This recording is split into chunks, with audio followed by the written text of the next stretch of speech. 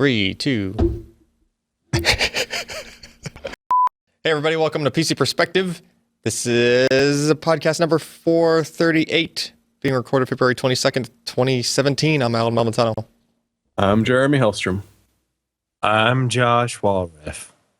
And I'm the ghost of Ryan Trout. Yeah. Ooh, scary. Scary. Are you guys still getting paid? Because I'm pretty sure he just moved on without you guys. He just left. Yeah. This is going on like 3 weeks But now, I thought you were coming back to like be hired on to work and stuff. Apparently not, because this just doesn't exist anymore as far as I'm concerned. No paycheck for you? No. No paycheck for anybody? I'm sure I could find the QuickBooks the login and the stuff information. And, yeah, I'll just Until the money starts running out. Yeah, I'll just start sending out the checks. I'll pick it up. Yeah. Where's the Ryan cardboard cutout? We could just sell all of this stuff, and that'll make payroll for a little while, right? Yeah, here we go. We'll just take. Oh, here he comes. He just walked in the door. Yeah. Hey guys, it's. Oh, hi, Ryan. How you doing? Oh crap. All right. Anyway, I'm not going to talk about the email address since, Ryan's not alive to check it. PCPro.com/podcast. It's where you'll find the show notes for the show that we're doing, and the show notes for the previous shows, and the shows that are the previous shows, and all that stuff. Twitter.com/Ryan Trout or Twitter.com/PCPer for the info about like what's going on recently on the site. We have a spam list that's not spam. You will get no spam on PCPro.com/subscribe. Give us your name, your email. We will shoot you an email when we're going to try to start the show. Unless, capture cards and stuff. All of our hardware blows up. Yeah, unless random hardware decides to die. It's a shame, too, because Alex has been, busting his butt to try to get this thing that's not Wirecast up and running, and, it was running, flawlessly, except for the fact that the capture card basically crapped itself. And then in troubleshooting it, we switched back to Wirecast, thinking that would fix it, but it didn't, so then... Wirecast fixes nothing. So technically, we probably could actually be using that other thing. I thought about that at some point, but then we're just... No. Too many variables. So if you're ever going to put on a show, this is the best part of the show to watch because you can see the millions of fail states that we have encountered. It's true. Yeah. And there's a new one every week. Yeah, basically. Pass the knowledge on to you. We hope that once we get a more reliable capture card in... Yeah, that things might go a little bit smoother in the future, like removing the possibilities of Wirecast crashes at random. Maybe if we just get a Zen-powered machine, everything will be matched. Hold on, we're not there yet. Wait. Matrox. Okay. Next up, Patreon. Patreon.com/PCPer. Where you can help contribute to us maybe affording the hardware to be able to keep the stuff working properly. We can afford it. It just doesn't work. Yeah. It's what a mess. Anyway, we're up and running. So let's get through the week in review and the news and the other stuff before something else blows up at random. Or I take it. Yeah. Okay. First item up for bid. Scott Michaud wrote up article on Vulkan 1 year later.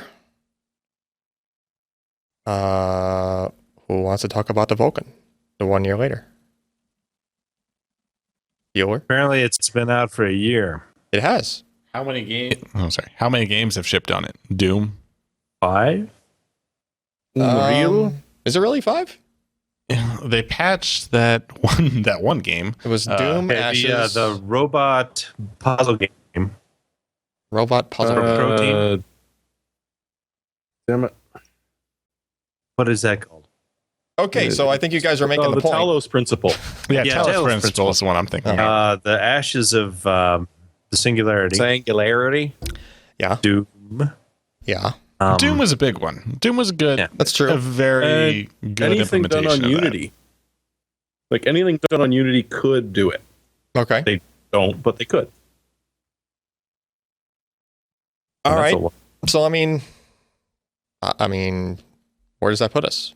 Like, it was good. It was good, but not really came out like in a lot of places. Like, what? I'm surprised it was a year. And hey, Intel supports it. How many They just added DX12 it for titles do we have? Scabby Lake, Cabby Lake, and Skylake. I mean, we probably only have a couple more DX12 titles than that. There aren't a whole lot. Okay. DX12 has been out longer. So maybe it's more just developers not wanting to switch over to something new. Or maybe DX11 is just good enough for what most people do. Yeah, to see any advantage out of DX12 and Vulkan, it requires a lot of development effort. That's something we've learned. Whereas we kind of thought DX12 might be sort of a easy thing to benefit from in the beginning. We've slowly learned that it takes a lot of implementation to take advantage of the lower level stuff in DX12. Well, the Doom guys sure seem to be able to implement that pretty quick. Weird. It can render well. It can develop an engine.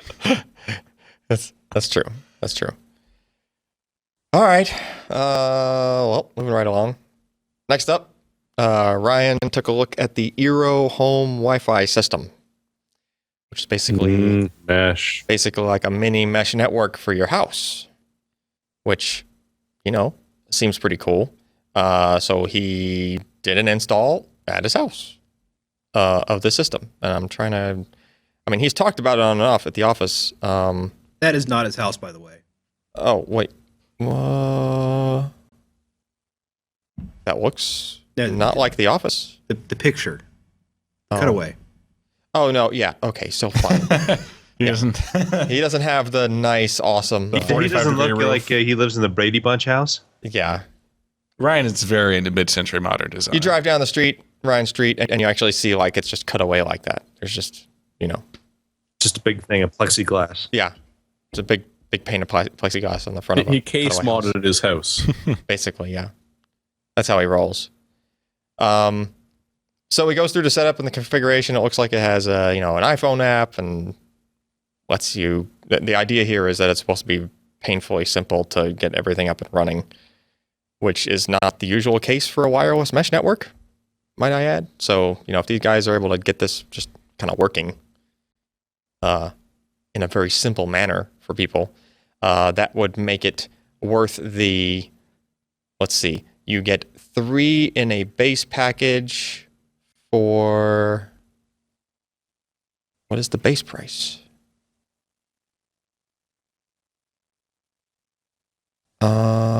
I have the other prices. So 2 packs for $349, individually for $199. I don't see the price of the triple package that he's talking about. Anyway, automatic updates. He noted that there was no VPN. That's not his hand.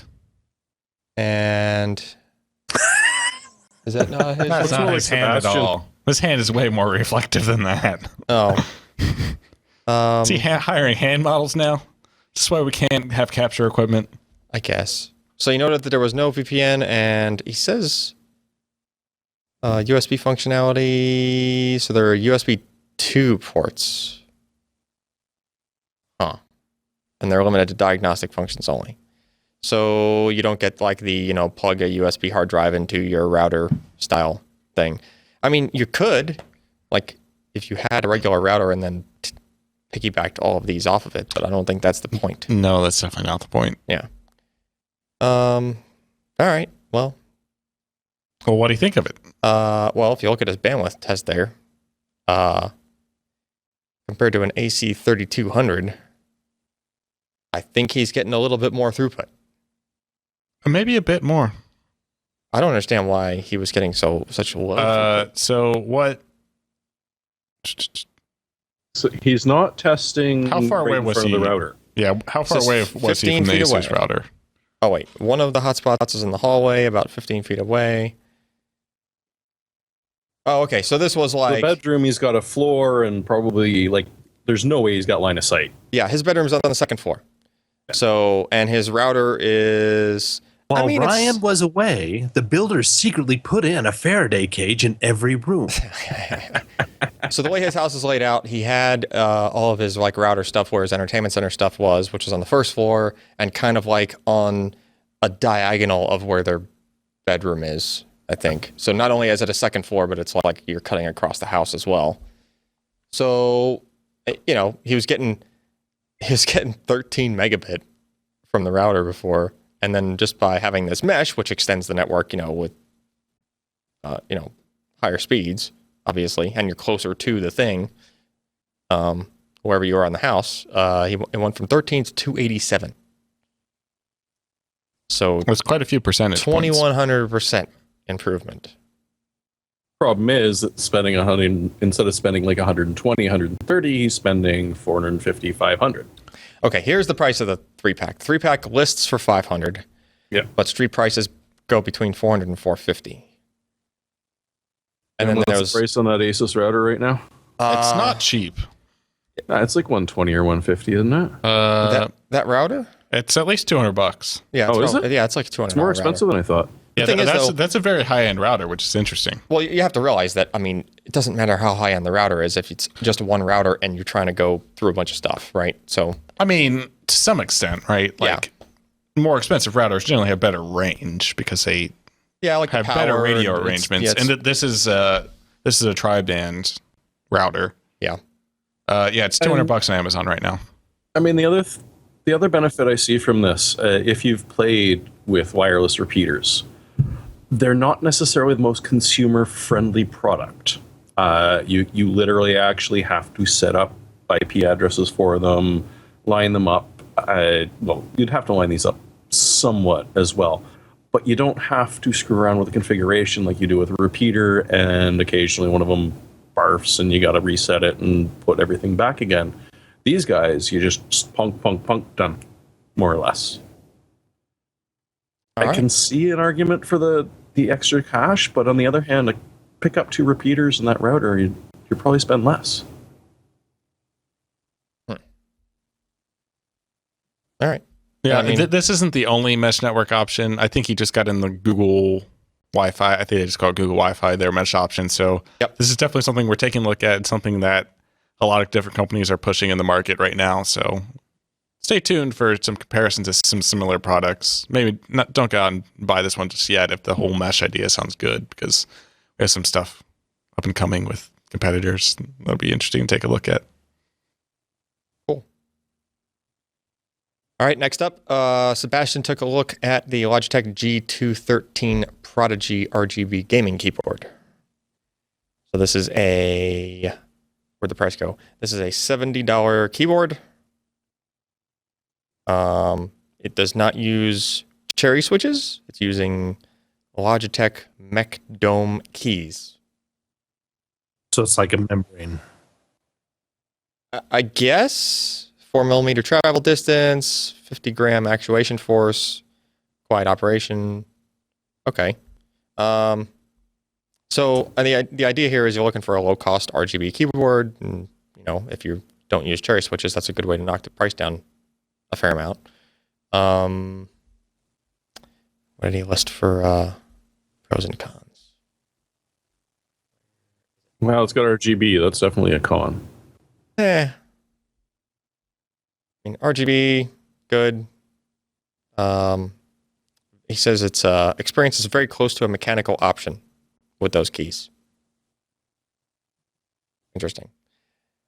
It's just probably one of those things you just have to try in person to really understand, just like most of those keyboards. But Sebastian was impressed enough to give it a silver award, so must be, I mean, for the money. Yeah, if you're just gaming, but I mean, if you're not coding all day, if you're not writing all day on your computer, especially your desktop at home, and you just play games on it, maybe you use your laptop for everything else or your phone or whatever. Yeah, you probably don't need a $150 MX Cherry keyboard. Probably not. And something like this is, I think $70 is probably still a little expensive for that price range, but it's going to be a very well-built thing looking at Logitech's keyboards. I mean, they don't really cheap out on materials or anything, so yeah, be a good option. And, the RGB stuff can be cool if you're not Jeremy and a Luddite. And if you have a Logitech mouse already, then you don't have to deal with trying to have the Corsair RGB keyboard software and the Logitech True. software all installed at the same time. And Yeah, the syncing, the stuff they do between their headsets, all their RGB products, which, I mean, it's probably just everything at this point, right? Yep. So you can have the color of the mouse matching the color of the keyboard. And Still telling you, between washable keyboard and glowing keyboard, I'm sticking with my washable one. As a smoker, it's a good thing. all right. Apparently, you can pre-order AMD Ryzen today. Now let's talk about the Bulldog. The Bulldog. Wait, Sure, Ryzen. where are Who we? cares? Oh. Where Ryzen? Does get switched up in the rundown? No. No. No, he's Eating an everybody a ass. hard time. He's just trying to not talk about like the main story of the night. So, okay. I wasn't expecting this when I went to the Amazon, when I clicked through the Amazon page. You can still pre-order at least the Ryzen 7 1700, which is what I clicked through. Yep.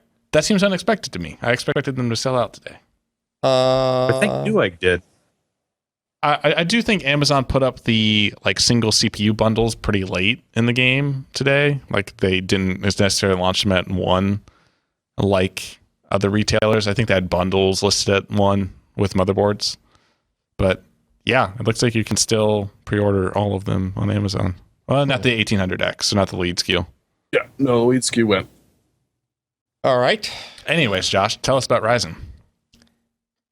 Well, what do you want to know? I want to know why AMD is saying I should buy it without independent reviews. Well, that's a really good question. They've been Quick, they've been trying to pre-order build them up now. the hype for it, and this is just another way to kind of keep their name in the news, I guess. We've got in the next couple of weeks we're going to have actual products on hand. People will be able to test it. They gave us out quite a few little benchmarks that they did in house. From those they compete well with what Intel has, and they undercut the prices of each Intel thing pretty spectacularly. But I think it's interesting. I wonder how long they've been kind of stockpiling these chips.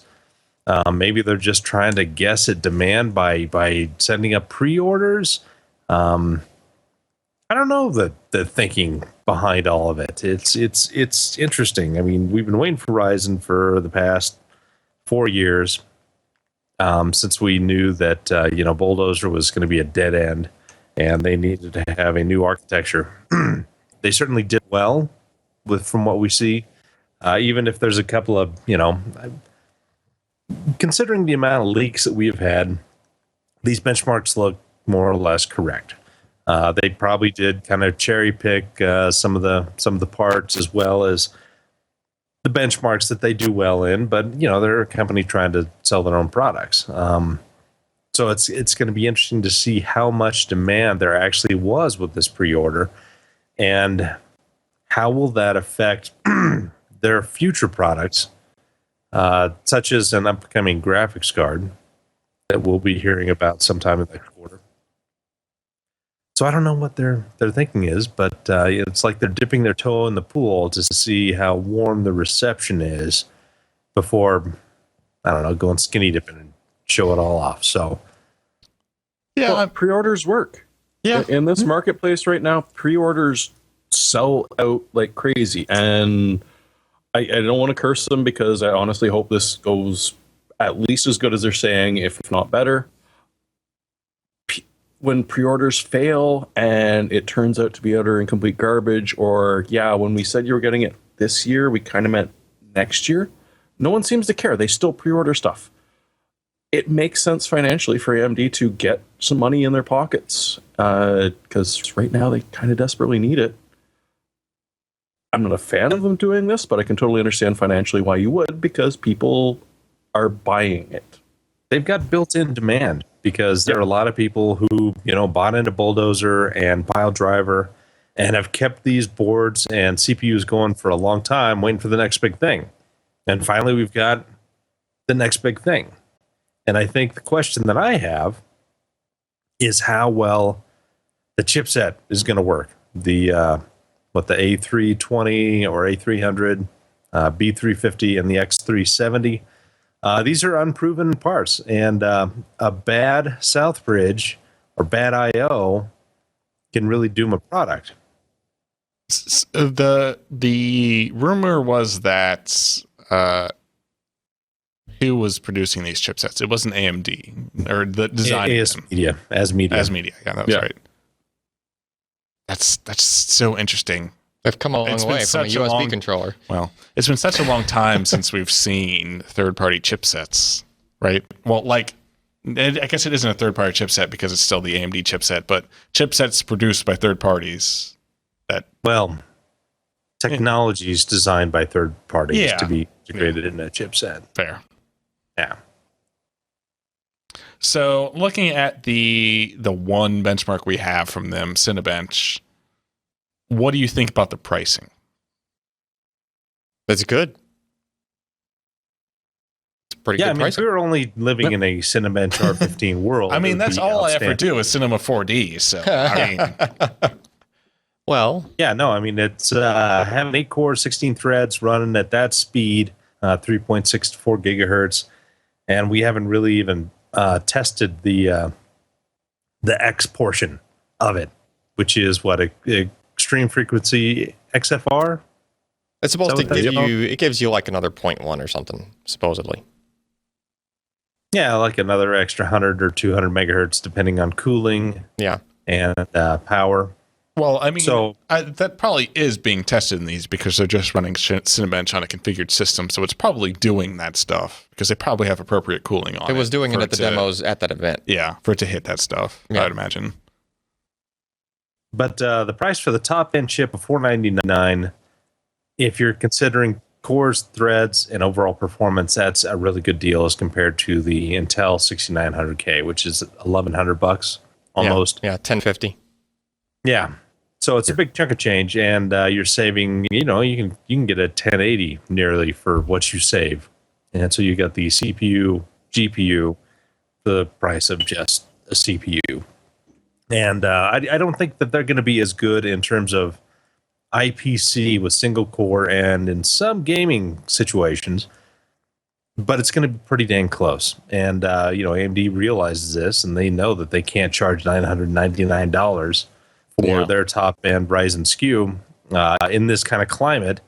And, if you probably look at what Intel is selling at the 1,000 and 1,600 level, it's probably not much. Because for a lot of people, a 7700K is going to be more than good enough for their uses. Those who are looking to build a low-priced rendering machine or video editing or sound editing, something that will utilize all of those cores and threads, then AMD has just brought in an outstanding product. Well, from what we think. Yeah. At that price point for people who will actually utilize it in these type of circumstances. Yeah. I mean, I guess it's not necessarily that we think there'll be anything misleading when we actually benchmark these parts. It's just that they will have better better performance in multi-threaded applications for the price as compared to Intel, and they will lose in single-threaded applications for the price. Yep. Right? Like that's exactly how this is going to work out. And the real question is, what workloads in the real world that people actually use are multi-threaded versus single-threaded? Sound fair?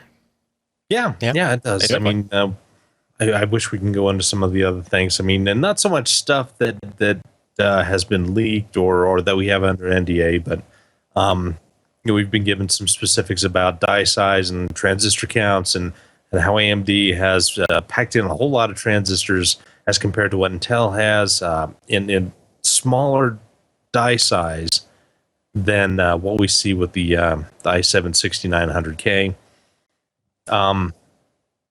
There's a lot to go over, and I'm sure in the next 2 weeks we're going to be talking about it more and more. Well, I mean, now we know March 2nd, so. Yep. Well, that's when they'll be available. Yeah. So we'll miss next week's podcast. But I think we might have a video. So you should stay tuned for that. And probably a very extensive article to go along with it. Sweet. You might even see Ryan. Maybe cardboard Ryan. I don't think actual Ryan is. All right.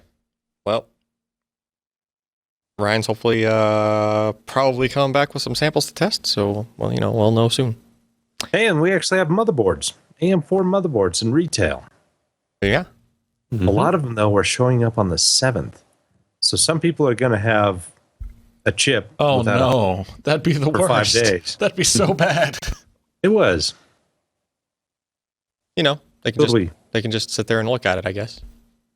Just polish your processor. It does have that very nice looking Ryzen laser etch into the CPU. More you'll already be like lapping it and stuff. Yeah. Not after you spend a week lapping it. Yeah, he needs time to do that, to break that die. What do we want to do next? Do we want to go next in the rundown or next on? I mean, I think we can probably just quickly mention the other Ryzen entries we have in the rundown. Like Josh mentioned, there are a bunch of way to motherboards. ruin Josh's segue. Yeah. Well, so we can cover the Biostar motherboard, which is right here. Was anyone aware that Biostar still existed? I was not. Oh, yeah. Yeah. Yep. Okay. I mean, it's not a terrible looking board. No, not great. No, I was pleasantly surprised that. Yeah, I'm just surprised that they're still making boards because I haven't heard that name in a long time. Still there for mid-range. Yep, they're It definitely used to be the bomb when the NVIDIA chipsets were around. Yeah. Oh, yeah. They're That's the using inexpensive ones. They're using the digital power phase stuff, the POW IR stages. That's pretty cool. Yeah. I know Gigabyte was touting that as a long time as they were kind of the exclusive people for the digital VRM stuff. So now they're not that exclusive anymore. Yeah, I imagine. And if you like LEDs, it's got LED DJ mode. So your lights will dance. Oh, man. Sweet. Yeah. All right. And then there's already a bunch of Ryzen-powered PC pre-orders up in various places around the interweb. I grabbed a few of them. Going from main gear that it's a computer. Yep. But, I mean, starting at just under $1,000 with a 470 paired with it. All of them have H60 coolers except for the very top end one, which has got a custom hydro cooling on it. They're more of the solid, it's going to work for you, and they should be shipping on the 2nd. You got main gear, which have been going all out for a while and are on this one as well. So everything's water cooled. Essentially, you want, you can choose air cooling if you want. I can't imagine why you would with these guys, because they'll either do soft tubes or hard tubes for you. Oh, so that's nice. Yeah, if you're spending $2,500, you can ask for hard tubes and get a really nice looking system and decently powered. Origin is they're sort of not exceptional, but better than, say, certain gaming software. And with they're just sort of basic. The one I was interested in was NCIX, who listed a couple of pre-builds, but also have a very long list of motherboards, B350s and X370s, and a bunch of the coolers that will be AM4 compatible. So it's worth at least clicking through on that one, just to sort of look if you're planning on building your own. And yes, that fancy looking platinum, I believe that's $299. Yeah, but it's got two M.2 slots in it. Well, a lot of the X370s do. Yeah, and one of them it's is impressive. U.2. But yeah, it's nice. Something worth noting is remember that most X370 boards will not have any kind of video output, because the assumption is that they're primarily going to be used with Ryzen chips which have no internal GPU. So keep that in mind. Thinking you don't need a video card with Ryzen, or you get a B350 and try to hook up video with a Ryzen chip, it's just not going to work. Yeah, that is kind of unfortunate. We've been so used to, like, not necessarily building a system around something like a 7700K with integrated graphics, but the ability to troubleshoot using the onboard GPU when you might be having issues with your motherboard and your PCI Express slots or your video card. that kind of sucks. So maybe keep around that old cheap video card you have that you know works, just for troubleshooting purposes. Oh, and I forgot, there was someone who caught in the comments, specifically the Origin ones. They kind of mentioned, at least when I was posting, that they've got one overclocked to 5.1 gigahertz. They seem to have since removed it, but it was there. I think they were showing 5.1 gigahertz at the event from some of the videos I was watching today that people posted from the press event that Ryan was at. I think 5.1 is the number I've seen for that stuff, which would be very nice. Very nice. All right. Now we can do the Bulldog. Unless we want to talk about Ryzen anymore. You know what you could? Well, you couldn't really put Ryzen to Bulldog very easily because it's a bare bones with an Intel motherboard. I mean, you could. You could if you really wanted to. Okay. So we did a video perspective. Actually, Ryan did on the Corsair Bulldog. And you know, we saw this at CES, I believe, right? Did we write anything up on it at CES? Yeah. Oh, we might not have. Basically, it's a home theater PC designed system. It's like comes with a Z270 board. All the fans that you would need for the build. Basically, you just add, you know, the other CPU, RAM, GPU to this system, and you know, away you go. Basically, it looks nice. It does have a glossy front panel, which I'm kind of like about. Glossy plastic is. Yeah, but I mean, in theory, if this is sitting below your TV, it shouldn't really be touched that often. Yeah. You wipe it down with a microfiber cloth every once in a while. Yeah. It's like a game console in that respect, that they have glossy front. At least the Xbox has a glossy front. That's true. Yeah, a lot of the game consoles do that. So Ryan did this, slapped this build together. System ran reasonably quiet, and then we have an LG B6 65-inch OLED TV in the office we were trying out. So we hooked the Bulldog up to that, and we're playing that Resident Evil game in HDR. I can't do survival horror, man, especially at 65 inches. 65 right in front inches, of my face. like that you're sitting 3 feet from. No, I can't do it. In the dark. Not for me. Alone. Yeah, Not for me. At night. Yeah, well, no, we had the lights off. Oh, well, yeah. I mean, the if you're office, going to of go that course. far, you got to have the lights off. And random people knocking at the door. Yeah. And we did, actually somebody in the comments mentioned, hey, did you do the lag patch for HDR on the TV? And although we were looking at it and it didn't seem to have that much input lag in HDR mode without that patch, but apparently it doesn't auto update to the most recent firmware. You have to intentionally download it to USB and do the update manually if you want to do, because the only thing it does is adds game mode for HDR.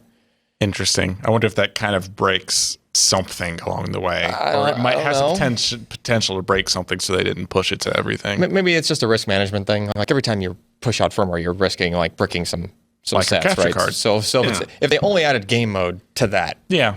it's like we're not going to massively push this out. You probably know if you want it. Yeah. Because if you're buying a OLED 4K HDR display for gaming, you've probably done a little bit of research. Hopefully. Did look freaking amazing. Oh yeah, absolutely. And this that was like the perfect use case to show off this system. Something you need a lot of GPU horsepower for, a brand new game at 4K. I mean, HDR doesn't really add that much overhead to game rendering, but I don't know if Ryan put this in a video, but we did notice a couple of spots where, a couple of scenes where you had sky with a slight gradient, and you can actually see some banding in colors. You can only see it in HDR mode. Yeah. You couldn't see that banding, in regular, in non-HDR mode. So, but it was only very subtle in a couple spots, and I think Ryan and I just kind of concluded maybe the engine was just doing it because the engine had so much. It's still The guy who such did new the stuff. skybox is now getting beaten. Yeah. No. So I mean, cool looking system. Yeah, what was the price? It's $399 for the bare bones, which is the case, motherboard, and CPU cooler. It's a liquid CPU cooler, I believe. Yep. That's not bad. No, I mean, you get a Z270 motherboard. I think it's like a MSI OEM board that's Corsair branded that it has a decent amount of features. It's a nice case.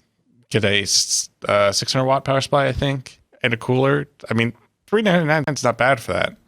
Just add in the Skylake or Kaby Lake, some RAM, and a GPU, and whatever storage you have.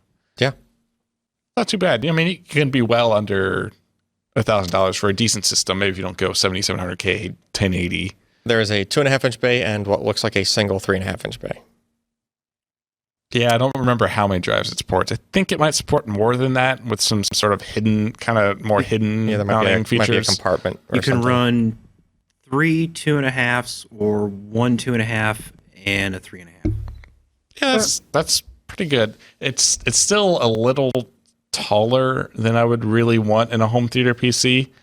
It's about the height of a high-end AVR receiver. So like a 5.1 or 7.1 or whatever modern receiver. It's the height of an iPhone 6S Plus. Helpful. But it wouldn't fit in any of the cubbies I have in my entertainment system. So it's kind of a you moot store it point at underneath your lapdog. Yeah. That's a lot of things I heard when people were reviewing that video, was that it's a large machine for an HTTPC. Yeah, it is. When you see stuff like some of these smaller ITX cases, like the Ncase M1 that we took a look at, there are definitely people being way more aggressive on that sort of form factor with full-size GPUs that I would be more geared towards, but it's a fairly compelling package. Yeah, it went together really price. well. Yeah. There was a little bit of a hitch with getting the card in. Yeah. It required a little bit of Tetrising. Besides that, it just slammed right but together. I mean, that was a water-cooled GPU in there too, Yep. right? It was a self-contained water-cooled Hydro 1080 in there. So you have a water-cooled CPU and GPU and something that might be able to fit in your AV cabinet. That's not bad, especially for $400. Yeah. All right. Next up, Qualcomm announced the Snapdragon X20 LTE modem. Am I in the right place? Yeah. Yep. Yet another faster way to jam bits across the airwaves, basically, as Ken smacks the mic with I got like 3 laptops in front of me I'm trying to use. Give me a break. furious anger. I haven't read this, unfortunately. No. Oh, wait. No, this is the one Ryan was talking about, like, Mm-hmm. a while back. Yeah. Quam 256. What did we decide cable modems are doing They currently? do Quam 256. Only? Over copper. They only, like they aren't at 512? No, it's like multiple channels, I think. Like Okay. I think DOCSIS 3 is like, well, depending on what modem you have, like the more recent modem that I got for after my upgrade to support like higher than I think 200 megabit or something. It supports like 650 megabit or something. But Yeah. it's like 8 channels of like Clam of 256. Clam 56, right? Or something like that. But you got to realize that's over copper. This is doing this over the air Yeah. from like a cell tower. It's pretty amazing. That is impressive. Like you need extreme precise timing going on both ends. It's a lot of modulation you got going on there. Yeah. Yeah. And it nowhere seriously in is. there does it say 5G at all. They're just going off of 4G LTE, just making it better. Like, and if you don't know what QAM is, I would recommend just going to like Wikipedia and looking at the article or something like that, because it's just, there's a lot of detail there. Not the bivalve. You're basically doing very, very precise, very slight shifts in like the polarity, basically. Yeah. With the dilithium crystals. Yeah, you're reversing the polarity of the dilithium It's crystals. crazy. It's crazy. It really is. Well, maybe polarity is the wrong word, but like, yeah, you're doing just, Remember when we were originally promised Thunderbolt? You When mean it was light lightning, peak? and so they were doing different phases of light, and it would come over the same link. yeah, it's basically Not exactly what that the is. same, but it's a metaphor. Yeah, no, that's a good analogy to it. It's just ways to get more stuff crammed over a specific, frequency. So, I'm just shocked to see that being used over that. So 100 megabits per second per stream. So that's crazy. It's like seriously crazy. It's also a 10 nanometer chip. Yeah, there's that going too. So 100 megabits per second per stream. It'll do 12 streams. Mm-hmm. That's insanity. 1.2 gigabits. Yeah. Over the air from like a cell tower. Witchcraft. You get the scales, I'll get the duck. Yeah, that's crazy. That Put that in the middle of Levi Stadium. See how well it does. Yeah. Well, so what you have to realize is like the faster you can go, the smaller your slices are. So potentially that might do better in a stadium compared to the previous iterations. The problem is you need more people to be on these cutting edge devices with new modems. Yeah. Although, I mean, the spec, I'm pretty sure the spec allows for like, the different time slices. Basically, it would tell, if you're one of the older phones in the stadium, right? It just tells you, well, wait this long before you talk to the tower again. But then you could potentially fit more chunks of those newer devices in the gap. Yeah. Right. So, it might not, you probably would be a wash for the person on the slower phone. But we don't care about them. We don't. Huh. That's insane. That's insane. Yeah. It's technology marches on with this kind of stuff. Things just get faster and faster. Yeah, 10 nanometer FinFETs and a cell phone radio. Yeah. I mean, obviously the carrier side is the slower part of all of this. Modem tech is over the first. here.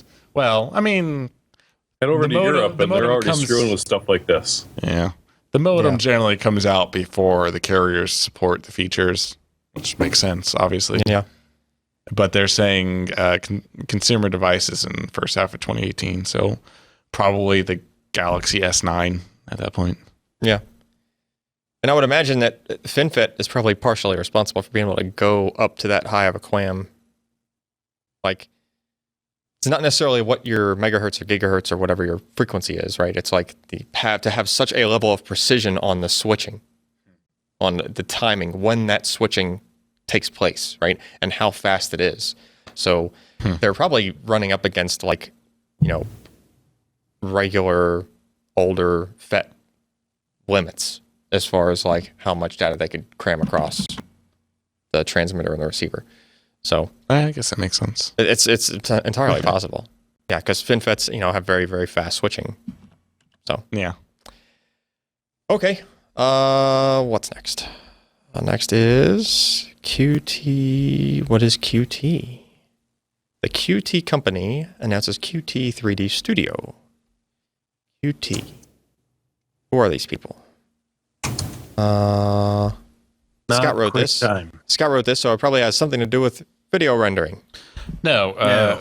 No? Yeah, Qt, Alex can probably explain this best, but Qt is essentially a framework that sits on top of C++ that allows you to create graphical interfaces. Is that a fairly safe assumption? Yeah, it's a cross-platform framework. Yeah. You could write to Qt and then build it for Windows, Linux, mobile, and in theory, it just works. Yeah. Oh, cool.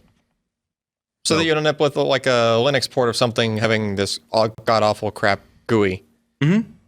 Yeah. Well, part of the issue with Qt is that they're all kind of god-awful, but they're the same god-awful across right. all of the operating systems. Wonderful. This is interesting, this Qt 3D Studio, because it is something that NVIDIA contributed to the project, and it's sort of the tools they've been using to build out their autonomous driving interface stuff. Okay. So if you watch this video, you can kind of see them quickly building out maybe a car interface.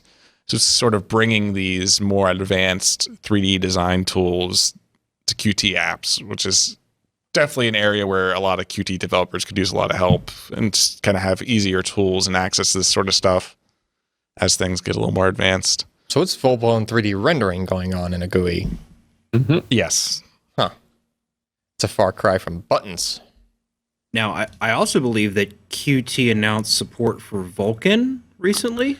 Yeah, I don't know when they said that was in there, but that's something Yeah, QT joined Kronos reading the day the- Vulkan launched. The article, they joined Kronos Group when Vulkan launched. Well, it says They're still working on it. Yeah, it says 5.10, which I think will be pretty close. I think they're close to 5.10 on QT currently. Very end of 2017 or early 2018 is when they're estimating. Oh, It's a good thing. yeah. Yeah, QT apps tend to be a little slow on the rendering side. Well, I mean, there are trade-offs when There you're are. making something that's universal. Speed is generally a trade-off, but it is very nice to have one code path for that stuff. cool. Cool stuff. All right. Well, hasn't crashed yet. Why would you say that? Don't Let's keep tempt it, going. man. Well, because, we're just at the hardware software picks of the week. So if that does happen, then our pick is not any of the things we're using. How about that? Jeremy, what you got? I'm on nothing. Actually, pretty damn decent price on a PCIe 4 NVMe M.2 for Canada. Getting 512 gigs for $339 with an extra $10 off is not bad at all. What does that work out to? It 66 doesn't meet Ryan's pricing. It's 66 cents a gig. It's kind Yeah, of but what's that in real dollars? I mean, that's kind of on the high Significantly less. No, it's 66 significant- Canadian cents per gigabyte. Canadian cents. This per is gigabyte. Kanakistan. Yeah. So not only is it not just a direct So it's what, dollars to 3/4 of dollars, that, essentially? there is a premium. There are taxes. Oh, There's benefits to living in Canada. There's some drawbacks as well. But hey, you're about to get a new AMD system. You're going to need a 4x PCI Express M.2 MDME. then This you gotta- M8P is not a bad choice. and then you got to convert the gigabytes to metric and all the other stuff to figure it out for over there. Okay. Yeah, it's okay. It makes it bigger up here. I see. All right, cool. Josh. Me. A little throat clearing for you.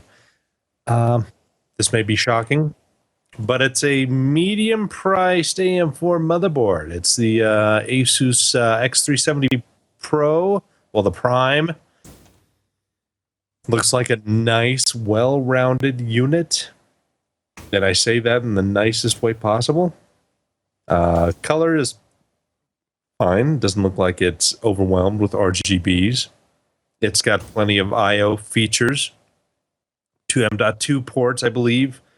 And yeah, it's got all the other goodies like better audio, and you got USB 3.1 throughout. And looks like plenty of power phases, though we haven't heard anything about the new powering of these Ryzen processors compared to FM2 Plus. What has changed? That'll be nice to hear. Maybe we should have asked Ryan about that when he was being talked to by AMD. But anyway, $159 for a brand new board that has not seen the light of day. It's not horrible.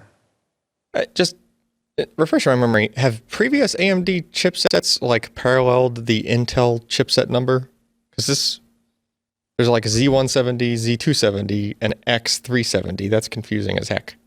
Potentially. Well, for it's some okay. Intel processors are now mimicking AMD processors. people. They are? You've never had an AMD 2600? Oh, A couple of generations Video. back? okay. All right. Well, as long as I keep with the X and don't put a Z on there, I guess.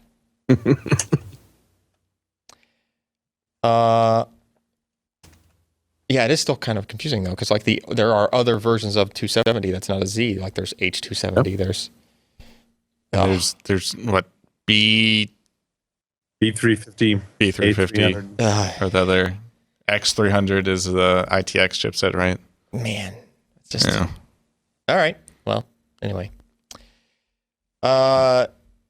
Next up is me. I have been doing a lot of like random coding lately, and this site has been pretty dang handy. It's ss64.com. They have different categories of basically everything, like database scripting, OS scripting, like, PowerShell, OS 10, like literally batch scripting or like Bash for Linux. And you can go into any of those categories, and then within the category, you just get a dump of like what would be a programmer's reference of like basically all of the commands. And all of them are links. And each link, from what I've seen so far, is usually a pretty detailed description all the way down to, in most cases, like examples of code. You could just keep deep linking. Yeah, you here. could basically just keep kind of keep going. Well, that's related. But yeah, there's lots and lots and lots of stuff there. Very, very handy. And there's even like a built-in search. Passwords. And there's passwords. Password generator. Extra strong version. Where did you find a password generator? It says passwords. Oh, at the bottom. Interesting. I probably shouldn't show my passwords on the stream. Oh. Mm. Oh, CSS. There you go. Extra strong version. All right. Anyway, that's what I got. What do you got, Ken? I'm going to have Alex cut away while I pull up the website for mine because I am woefully unprepared. Womp womp. You didn't put your pick in the show notes. No. Yeah, I just came up with it. That's okay. He put his passwords on the screen, so. Came up with it literally seconds before. Well, yeah. If your password is 1234, you got bigger problems.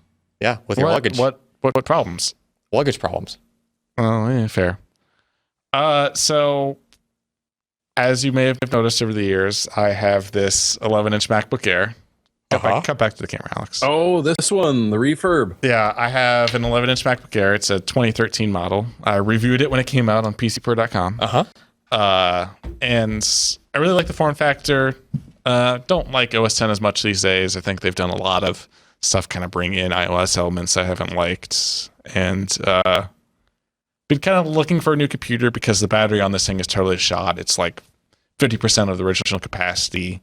Lovely. And one of the machines I've really liked over the years is the Dell XPS 13, which is what Ryan uses. It's a pretty moderately priced machine. I think it's like $1,100 for the config I'd want with the i5 1080p screen and 256 gigs of storage. It might actually be a little less than that. However, if you spent any time on Dell's outlet site, you can know how awesome that is. And if Alex will cut to the screen capture here. I'm allowed to now? Yeah. Okay. You can see stock on these changes a decent amount, but if you go ahead and look at like the i5 7200U, the Kaby Lake brand new SKU with 128 gig M.2 SSD, 8 gigs of memory here, the 1080p display is $750. And that is a fantastic deal on a laptop. It's one of the best PC laptops you can buy with most of the specs you need. You might want to put a new SSD in there if 120 gigs isn't enough for you, but it just has an M.2 slot that could take SATA or PCIe. So you can just take off the back and you can do that. And $750 is pretty good. I've seen a couple pop up with like the 256 gig storage option for like $780. So if you're interested in one of these, keep an eye out. But Dell Outlet is always an awesome resource if you're looking for desktops, laptops, monitors. They have great deals. Their refurbs are great. And yeah, I would highly recommend checking it out. I might end up with an XPS 13 here soon. We'll see. Oh, you know what it was? I just found it. What I thought was going to be an awesome pick, but I couldn't find it. You should probably save that for next week. It's going to be cutting it close. Look at when it ends. Just mention it. It's fine. It ends Thursday.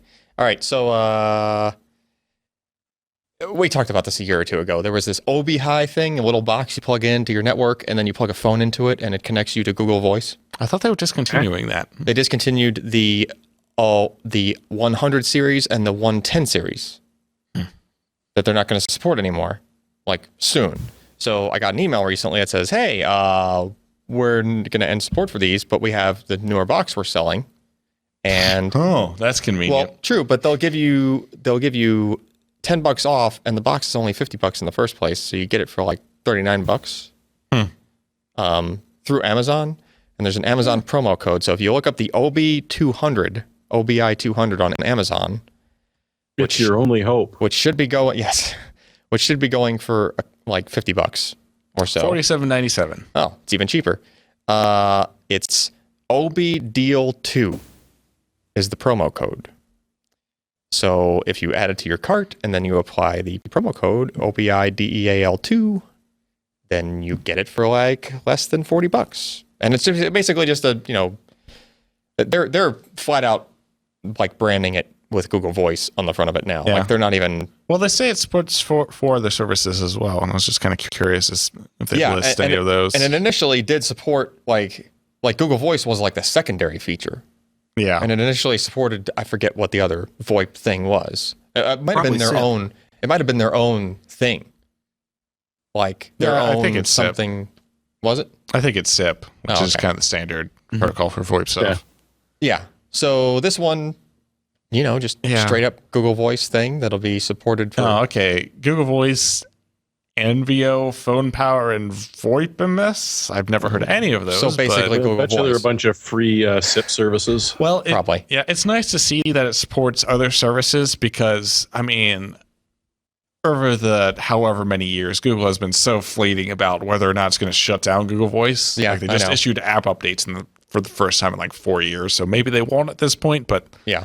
It's very kind of, I wouldn't want to tie things completely to Google Voice. For $50, it's not bad. And the idea that it can support other SIP services and you would have a way out of Google Voice is kind of cool. But just compare that to, $40 that you pay one time and Google Voice numbers are free.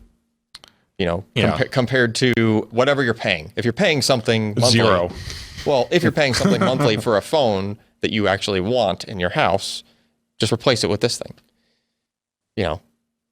It's kind of like the whole leasing the cable modem from the cable company versus buying your own modem, right? You buy the modem, so you're not paying the $5 a month or whatever, and then within a year it pays for itself, right? Just don't have a phone. I'm just very disappointed that the deal is an OBD2 in reference to that cutscene we never saw from Star Wars.